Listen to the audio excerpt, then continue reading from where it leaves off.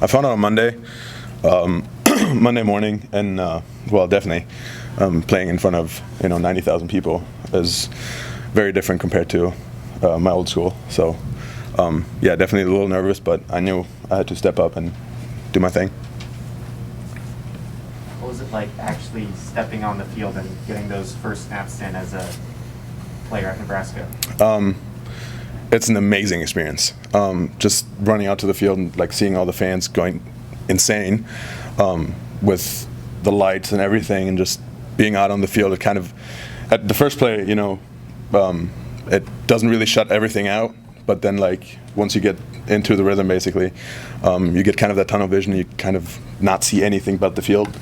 And definitely that first play was a little exciting because I just hearing everybody screaming and going crazy about us is something I've never seen before. It wasn't just you making your first start, but Teddy's making his first start at left tackle. Were you guys kind of feeding off each other? What was that like? Definitely. There's a couple of scenes I would assume that the cameras caught us celebrating together because we've been practicing together for a while because we were the twos together for a while too. So we've had our connection already. So coming into this game is just. We just kept doing our thing. You tweeted out this afternoon. Somebody, that was my mom and my stepdad. Mom, Yep. okay. Yep. But you know how many people are back home watching? I know there's a couple. The problem was it was 2 a.m. there, so games like these are kind of hard to watch over there, especially in college. NFL games are more common, but I think 2 years ago or 3 years ago was the first college game that was kind of live without paying. That was over there, so it's kind of hard to try to find the time to watch games like these. Did you get any reaction from them on your phone or anything? I have not looked at my phone yet. Okay. I'm a little scared, not gonna lie. It's gonna be a lot, I think. What's allowed you just generally to get to the point from the time you got back here or came back here to Nebraska to now to become a starter? What's the one thing you can sort of put your finger on that's allowed you to get to this point where now you're starting? My teammates around me. We have been pushing each other for so long now, especially with last year Corona. We had a lot of time to just bond and be a great group together. And like I said with me and Teddy, we've been pushing each other to a point that today has been successful. But that's the entire O-line group like that too. Everybody feeds off of each other, and we try to hype each other up whenever it's possible, and it doesn't just happen with the ones. It happens all the way throughout with the 2 to 3s and scout players and whatsoever.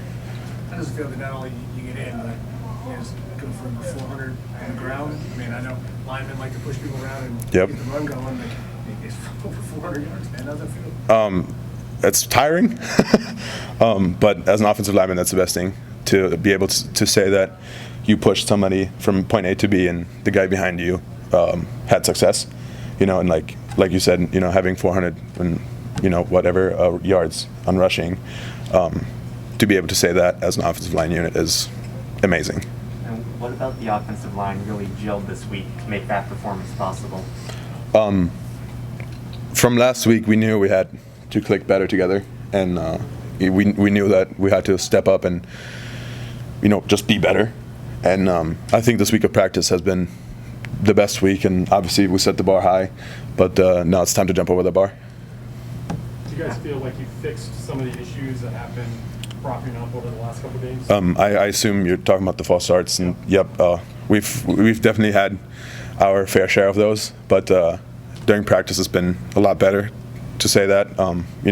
Everybody does mistakes here and there, but haven't had any problems with that anymore, and we're not going to anymore. When you first decided to walk on here, I remember you did interviews and you said, I want to get a scholarship. You really set some big goals for yourself. Yep. Along the way, have you ever had any doubts, or has it sort of been a steady, I'm going to do this? Well, there definitely was some doubts every now and then, but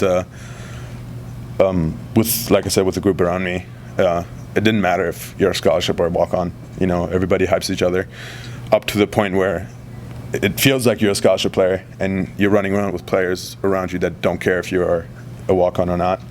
And like I said, it's amazing to be able to say that I've made it from a point where, I came here as as starting off as a lineman from my old school, but like, you know, going from scout team player to now starting is an amazing long journey with up and downs. But yeah. You started games as a true freshman, obviously, at your last school. Can you speak to the challenge that Teddy sort of accepted and getting to the point just physically where he's ready to play in a Big Ten game where he was in high school a year ago? Well, like you said, with that experience, I had the same kind of scaredness and, you know, the nervosity. Trying to say that word right? But I think the good thing for him that helped him a lot was that it was not the first game of the season, that he kind of had the chance to play a little bit during other games and, you know, had the chance to experience how, you know, the stadium feels and how to be around people that, you know, love the sport as much as you do. And, you know, I didn't have that at my old school. I was kind of just kind of thrown into the cold water there. And I think with Teddy, it's just kind of a steady way up where I don't think he was nervous at all. Like he knew he had to step up and, you know, do his thing. You mentioned jumping over the bar. How do you jump over the bar next week at Michigan? Well, 500 rushing yards and whatsoever more passing yards. I think we had like 650 total yards. I mean, 700 yards are just right there. Might as well. You know, you guys, it seemed like Martinez had a lot more time in the pocket this week than last week. Talk about how that you were able to fix what happened last week, where he got sacked a bunch and he was pressured a lot, to this week where that really wasn't a factor. Like I said earlier to the question, we had to step up and, you know, try to do better and show him that we can protect him. And I think today we proved that that is possible. And I don't think he got hit once, maybe during the sneak, but other than that, he had a clean jersey, and I'd like to pride myself on that.